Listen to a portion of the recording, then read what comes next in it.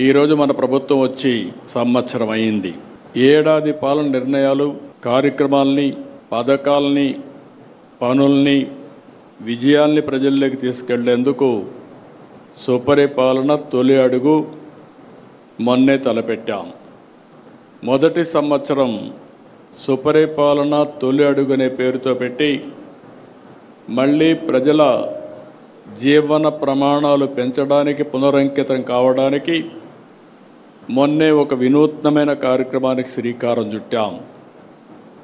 ప్రజాప్రతినిధులు, అధికార యంత్రాంగం ఇద్దరు కూడా దగ్గర 2000 మందితో ఒక కార్యక్రమానికి శ్రీకారం చుట్టి ఈ సంవత్సరం ఏం చేశాం, రాబోయే సంవత్సరం ఏం చేయాలి, 5 సంవత్సరాల్లో మనం ఏం చేయబోతున్నాం, 2047కి రాష్ట్రాన్ని ఏ విధంగా ముందుకు తీసుకుపోతామో ఒక నిర్దిష్టమైనటువంటి టార్గెట్స్తో ఆ కార్యక్రమంలో చర్చించాం.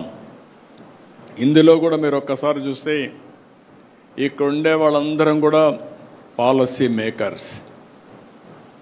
ఇటు శాసనసభలో చట్టాలు తేవాలన్నా, పార్లమెంట్లో చట్టాలు తేవాలన్నా ఇక్కడ మనకు ఒక ప్రత్యేకత ఉంది. ఇక్కడ అసెంబ్లీలో మనం ఒకసారి చూస్తే మనం ఒక ఎన్డీఏ గవర్నమెంట్లో ఉన్నాం. కూటమి ప్రభుత్వం ఉంది.